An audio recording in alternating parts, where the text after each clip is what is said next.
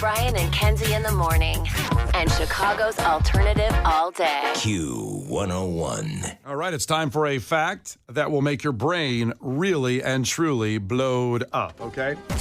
And it's really important, too. It's a new ranking of cereals that has gone through probably the most questions to people and analytics. And since the 1800s, they're saying this is probably the greatest test of cereal by When was people's... cereal invented? Oh, cereal's been around since the Egyptians. Hold on, let me look. No, I don't. Egyptians. I think Cleopatra loved Lucky Charms. Can you imagine a life without cereal? What an awful life. Here we go again. 1863 by my James Caleb Jackson. Well, not to get sidetracked, because I know it was a fact before. Was that Frosted Flakes No, it was called. or Corn Flakes? It was called, and don't read me. It's not granola. It was called granula. I know what granola is. All people be like, you pronounced it wrong. It Dummy, is a U in Kenzie. this one. It was made from graham flour dough. It was dried and broken into pieces. It was so hard that it needed to be soaked in milk overnight before eating. So we've come a long way. So there's a story that cornflakes were invented to suppress sexual desire and prevent masturbation. Okay, that's not what this says. But that was the guy from Kellogg. That was actually Mr. Kellogg, John Harvey Kellogg. He invented cereal so people wouldn't masturbate? Cornflakes were specifically designed, they marketed as a healthy, ready-to-eat, anti-masturbatory morning meal. So I Like, think... when you masturbate when you're eating eggs? Well, if you do it right. No, but I think typically you might have the morning wood going and take care of it then. Instead, they thought cornflakes would get people out of bed quicker, or the guys, I guess, or You women. gotta come up with a better flavor if you want people running out of bed. Hey, man, where's Lucky Charms? Yeah, that is anti-masturbation. Yeah, I'll stop touching myself for Lucky Charms. Yeah, now we're gonna hop out. I know. Let's find the end of that rainbow. I know for a fact that I missed at least 7 or 8 masturbatory sessions because of Lucky Charms. Oh, okay. Because of Lucky Charms. Missed a few appointments. But you know what's funny about this? That 1863 invention of cereal, it was a result for the push of a nutritious breakfast with more fiber and grains. They're trying to get people to be healthy. Yeah. And boy, did we decide to go a different direction with that once we got our hands on his invention. Just pour sugar in it. We're like, you know what we should do instead? Oh, cereal. Make it awesome. Cereal's so good. I love it. I haven't Damn. had cereal in probably years. Should we get some Lucky Charms this morning and eat on the air? Kenzie, do you want to run a jewel real quick? Cargo. Okay, so let's get to this power ranking. Now, should I just rip through them? Rip through them. Okay. Yeah. And then we'll save our comments for the end. Oh, boy. Are you ready? Okay, ready? So this is the new best researched top 10 power ranking of cereal of all time. Here we go. Number 10, Cocoa Puffs. Number 9, Honey Bunches of Oats with almonds. Number 8, Lucky Charms. Number 7, Frosted Flakes. Number 6, Apple Jacks. Number 5, Fruit Loops. Number 4, Oreos. Number 3, Captain Crunch Crunch Berries. Number 2, Honey Nut Cheerios. And number 1, you didn't hear it in the top 10, you know it's got to be number 1. What? Cinnamon Toast Crunch. Wow. That's a good number 1. Okay, so there you go. There is your new best rated, best researched top ranking of cereals of all time since the 1800s when they invented Can I it. throw in something here? Sure. Now comment on the list really Now, quickly. I will say, Mitchell texted in and is basically like, we're twinsies with the cereal, so I appreciate this list. But first off, Captain Crunch should be swapped out for the peanut butter one. It's better. Sorry about it. It's better than berries. Berries get soggy AF super fast. I don't like it. Reese's Puffs, not on there. Wow, that's a big omission. So the list Big has, omission. by the Peanut way, butter chocolate flavor. the list has 50, but I only did the top 10 because we I weren't going to do know. 50. I know, but I felt like Reese's Puffs should be before Oreos. I've had Oreos. I've had them. I've never had Oreos. I have. Is it good? They're fine. They're chocolate circles. They're shaped like a Cheerio, just to put this in perspective for you. So there's no cream filling or anything. They're like chocolate Boo. O's. Yeah. It's like, whatever. Big whoop. Doesn't taste like an Oreo. I'll tell you that much. What a bummer. That's shocking. It's 4. And you know That's what's shocking. not on there that isn't super popular, and I can't believe Mitchell texted this thing because I agree, is waffle crisps. It tastes like maple syrup. So I'm looking at the top 20 only because the list is so long. It's not even in the top 20. Kenzie losing an ankle again. Casey, have any comments on the list? What was number 9? Number 9 was Honey Bunches of Oats with Almonds. Okay, so that's not That's a happening. boo. Your grandma put this list together? Well, did they have to put one kind of healthy one in there? Yeah, I don't like almonds to begin with. Keep them out of my cereal also. Yeah. I have a list check for you. Would you mind telling me if the Kellogg's Icy cereal is on the list? Not in the top 20. Okay, the Icy cereal, this is new. This has only come out in the last few years. I talk all the time about how there's no new food. They've innovated in this cereal game. They've changed things up. They now have a cereal that tastes like ices, like you'd get at a movie theater. Oh. It gets cold in your mouth when you eat it. What? It's unbelievable. 5 stars. Can't recommend it enough. It gets cold in your mouth? Yes, it's room temperature in the bowl. It is ice cold in your mouth. What is it shaped like? Like a little ball. Huh. I gotta see this. Trust me, it's awesome. I gotta go to Jewel. I'll be back. Well, listen, Cinnamon Toast Crunch is number 1 on the list. And I can tell you, speaking of Jewel, I was there with Megan the other day shopping, and we went down the cereal aisle, even though none of us eat cereal anymore. And I acted all of a sudden when I saw Cinnamon Toast Crunch. I go, God, that's so good. Can we get it? Can we get it? Can we get it? Can we get it? Can we get it? Can we get it? Can we get it? And Meg goes, I thought we're trying to be healthy this week. I go, I know. This week. This week? You guys do it per week? And I go, please, it's on sale at Jewel. Can I get the Cinnamon Toast Crunch? Please. And we didn't get it. I'm glad we didn't, because I can eat the whole. It was a double box. So it was and a family pack. I would have eaten both boxes and had to get another gallon of milk. So my thing, I don't know if you do this, but if I'm eating Lucky Charms, I have to eat all the plain ass cereal first, and then I just go through and eat like a bunch of marshmallows on their own. Well, we're similar in a way. Okay. I eat the marshmallows first and throw away the oats part. Just an obstacle? Brian and Kenzie. On Q 101. You can't defeat her. She's too powerful. Clash with Kenzie. Let the battle begin.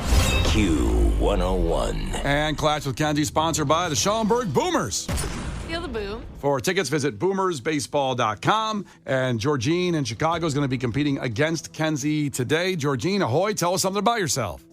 Hello, I am a 24-year-old math teacher, and my students call me a Georgenius.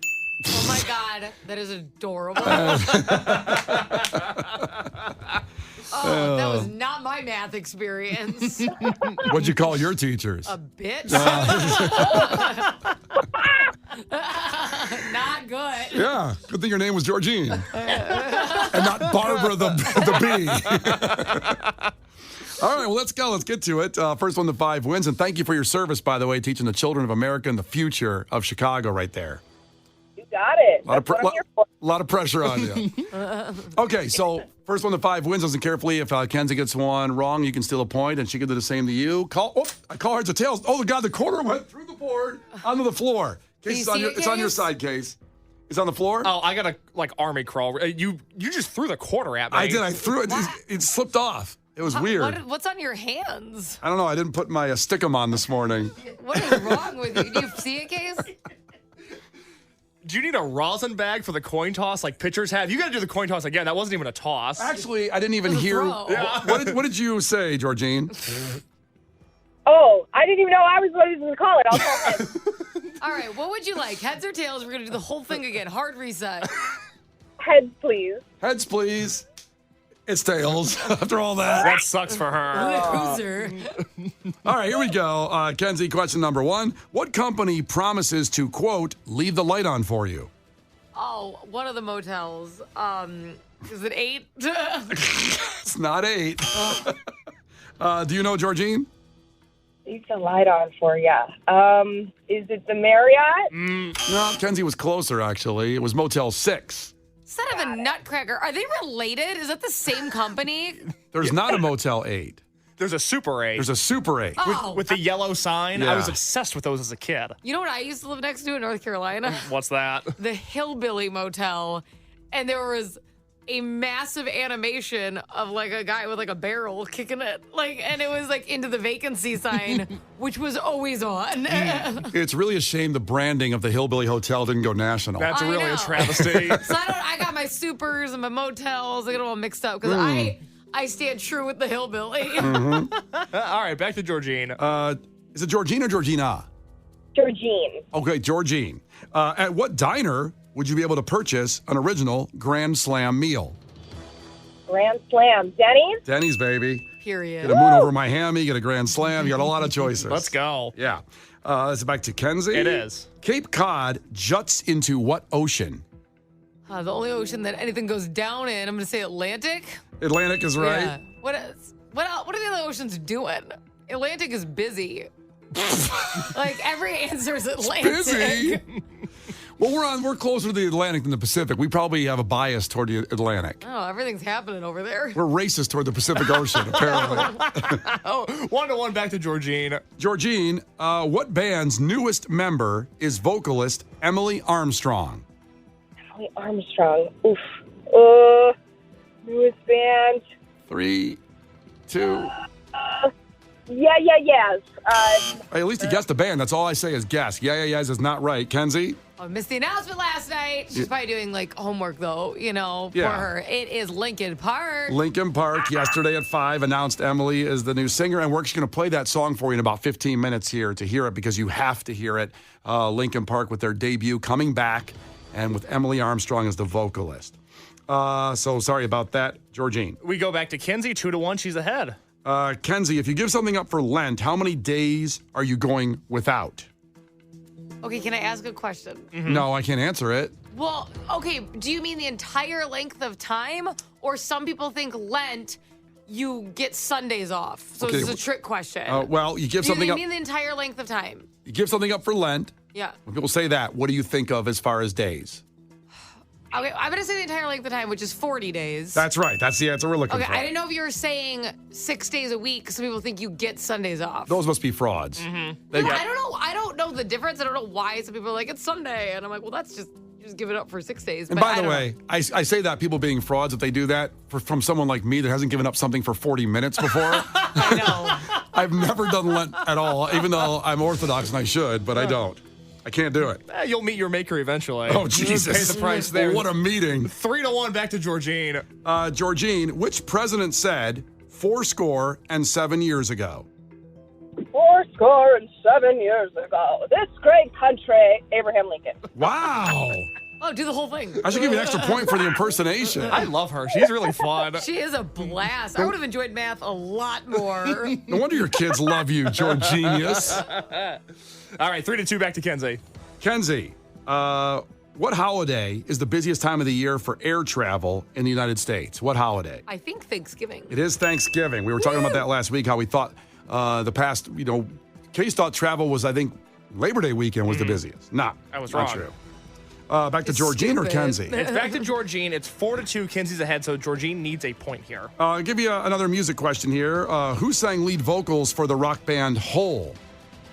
The rock band Hole. Yes. Oh, is it WHOLE or Hole? It's Hole. The band was Hole. Rock band Hole. Oh my gosh, my boyfriend would know this. We don't care about your boyfriend. Brian! Is it, what's it called? Wise Bud? Westfield? No. You said the Wise Guys? Here's the Three Stooges. So, Kenzie, who sang for Hole for the win? Courtney Love. Courtney Love. Kurt Cobain's widow, ex, whatever you want to call her Billy at this point. Corgan's ex. That's true. Georgine, I'm so sorry that you didn't win. That's okay. At least my boyfriend was listening. Aw. That's cute. Little shout out. That's very nice. Do you Love want to you, give her Joe. tickets? Do you want to give her tickets? How much do you love St. Vincent? Do you really love her? I do, and my boyfriend loves her too. Oh, come on. She has a date. Come on. She's a teacher. She's serving our country. Well, that's Seriously. damn right. And they Okay, call her when Harper's Georginius. in her math class, though, she'll give her an A. All right, then there we go. We're going to give you the tickets because we don't usually do that. Thank you so much. She's so cute. Oh, gosh. Georginius, you're going to see St. Vincent. Woo! Brian and Kenzie. On Q 101. Well, Tim and Cherville checked in and he said, Varsity Blues, like me, it's one of my favorite movies of all time. I say it is the best sports movie of all time. Again, a lot of arguments over that because people want to say Rudy or they want to say You know, O'Brien's song, obviously, if you want to cry, it's the best man cry song of all time, or movie, I should say. But Varsity Blues, for the beginning of football season, we missed its 25th anniversary, was January, 25 years ago. Oh, wow. God, 1999, the birth year of you. Yeah, this movie came out before I was born by a month, because I was born in February of 99. Amazing. And that's what we're going back to. So now, Case's movie review of Varsity Blues, and this is for you, Tim and Cherville, and everybody else out there, of course. Let's start as we always do with the movie, the trailer for the movie, which are always interesting because there's an over-under time when it's all voiceover, big, like in a world type guys. That's not this movie. Here you go. In America, we have laws. And it's just accepted that as a member of American society, you will live by these laws. In West Canaan, Texas, there is another society which has its own laws. We woke up in the Twilight Zone. West Canaan, sex and football. That's all there is. This game is 48 minutes for the next 48 years of your life. The hell with Gilbert. This is your opportunity. For you, playing football at West Canaan may have been the opportunity of your lifetime. But I don't want your life. Disobey me, and I will bury you. I know about your scholarship to Brown. Only way we're going back out in the fields without you.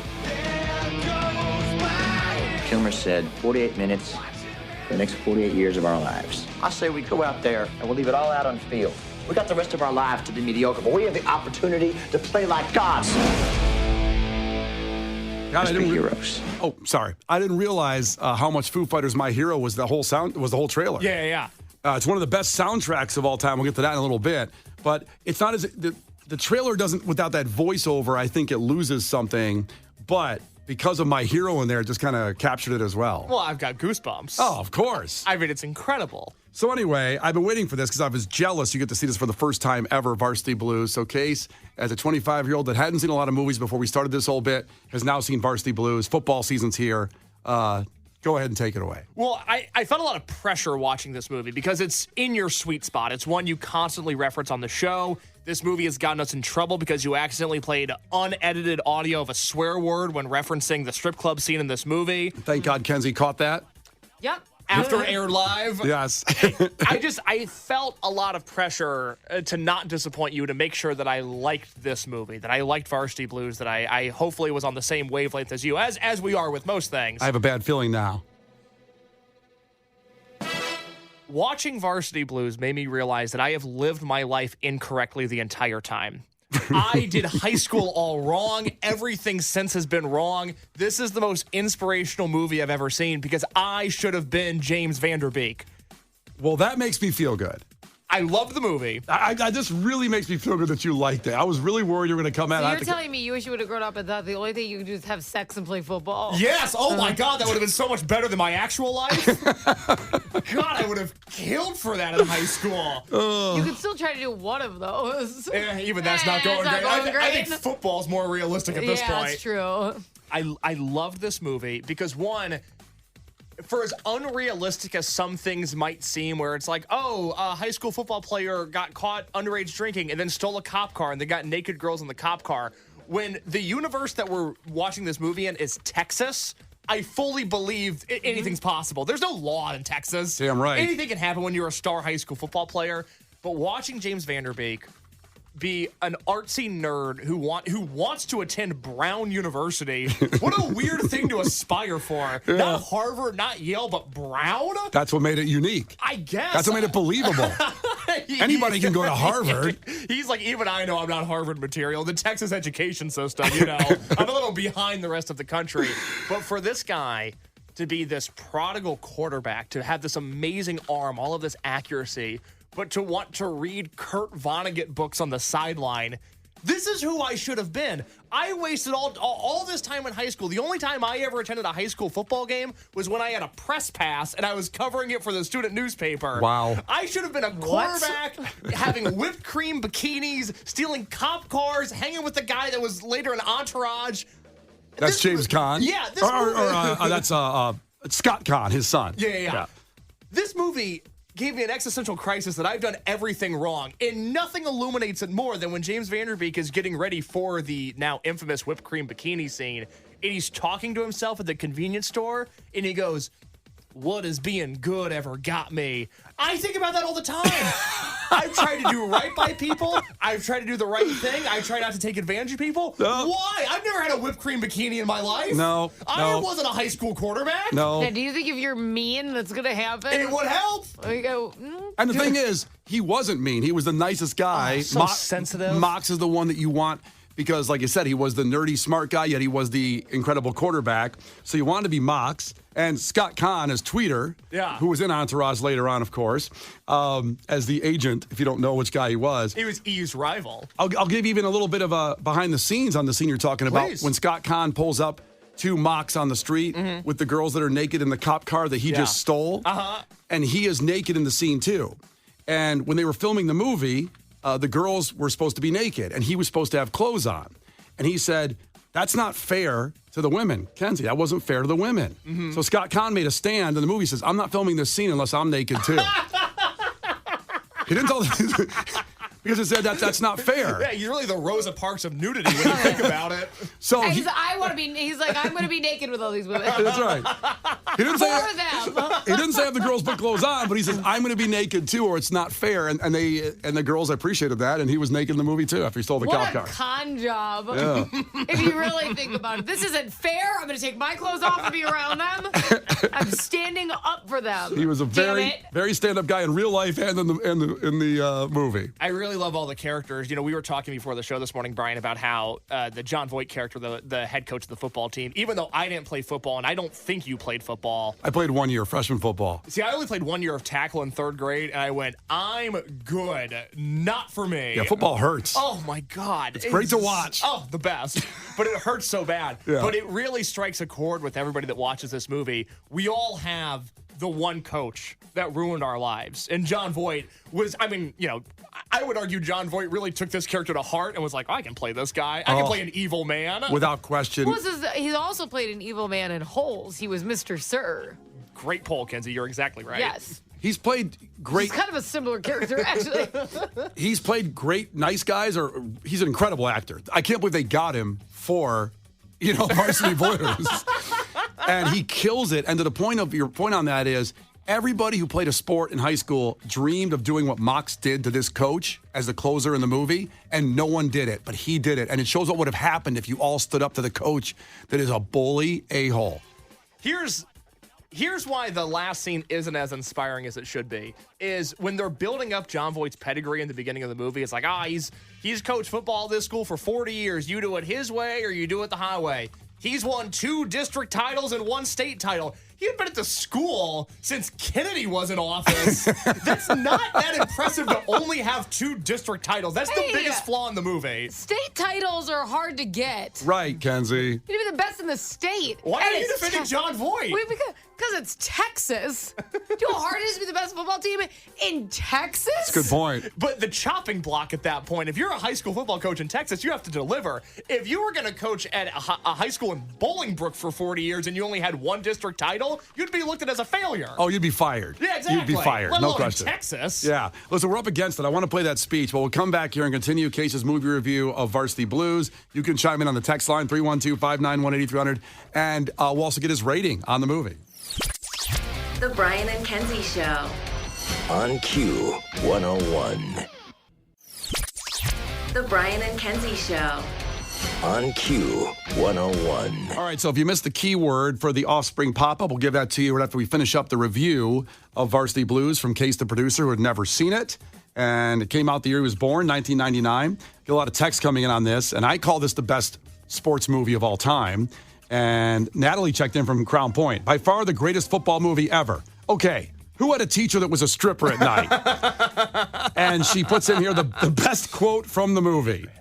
Wrong. Your tone of voice is wrong. This is your opportunity For you. Playing football at West Canaan may have been the opportunity of your lifetime. But I don't want your life. Ooh, who wanted to say that to their dad all the time? God, that's nice, isn't it? I don't want your life. That's mean. No, he doesn't want his life. He doesn't want to be a guy that talks about high school football the rest of his life. Yeah, you don't want to be a window salesman like your dad. If he would have pushed that on you, you would have said the same thing. I would have said it like that. No, He would have said, Dad, I really have my own aspirations, and I really respect what you're doing. I just don't think I'm going to be super good at the window thing. Yeah. If my dad would have pushed being a sock salesman on me, I would have said, I don't want your life. That's right. I would have said it just like that, too. Yeah, and all his dad cared about was his high school football he played 30 years ago. That's all he talked about. God. Again, there's so much of that in this movie. And by the way, just to point out that we haven't even mentioned yet in Varsity Blues that you had Paul Walker in this movie. Mm-hmm. His first big splash in movies. And, of course, we sadly lost him. And you have James Van Der Beek, who was in Dawson's Creek before this, a huge show. John Voight, you mentioned. Amy Smart, who was in, I think, the road trip movies. Allie Larder, the whipped cream bikini girl, went on to a whole bunch of stuff. Wow. She was in Final Destination. She was in Obsessed. Yeah. With Beyonce and Idris Elba. She was in Legally Blonde. She was in Resident Evil. Yeah. She was in tons of stuff. Yeah.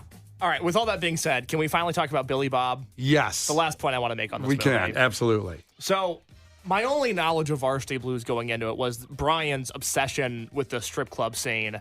And feel free to do your Billy Bob impression at this point. Miss Davis, you're a 10. a 10. I can't say I was in the movie because I got a direct quote. No, I got a little trouble in that once. So, I didn't know anything about his character. I didn't know his arc. I just knew that at some point he was going to meet a Miss Davis and that she was a 10. That's all I knew going into it. Uh-huh. As I watch this movie unfold, I'm waiting for some sort of payoff here. I see they're going to a strip club. I think, all right, here we go. This is going to be the scene that Brian's been talking about for years and years. He always does the she's a 10. It always makes me laugh. I was unprepared for the darkness of this scene, knowing that Billy Bob attended the strip club with life-altering head injuries that no one gave him sympathy for. This man was permanently concussed. His brain, hopefully, the character of Billy Bob was dedicated to science because he clearly had brain trauma. And the thought of going to a strip club with a concussion is the worst thought imaginable. Didn't think of that angle. I just thought he found out that his teacher was a stripper in a strip club. I never worried about his head so much. It's even weird because later on in the movie when he's drinking and shooting a rifle into the sky, classic Texas maneuver, right? And James Van Der Beek goes to give him a pep talk. It's not like, hey, man, we need you to sit out for the big championship game because your mind is more important than your offensive linemanship. We need you to rest your head. We can't have permanent brain damage. James Van Der Beek gives him the speech of like, I know you're hurting, but suck it up. We need you for the big game. That's so messed up to think about. There's one point I want to make about Billy Bob, the actor Ron Lester that played him. So back in the day here at Q101, okay. By the way, real quick, 219 just had the best line of the movie on the text line. Billy Bob, the man's so big he needs his own zip code. At least the coach says about him at one point. Very Seems mean. uncalled for. Yeah. Kenzie would have stood up for him and said, that's mean. That is mean. I'd have been pissed. So Ron Lester, the actor, used to come into Q101 all the time. Back in the day, as I said there, that Mancow did mornings here on Q101. And they talked about that movie when it came out at that time. And he would fly in to come in on Q101. He weighed about 400 pounds. And he became such friendly that I remember Mancow invited him to his wedding. Really? Yes.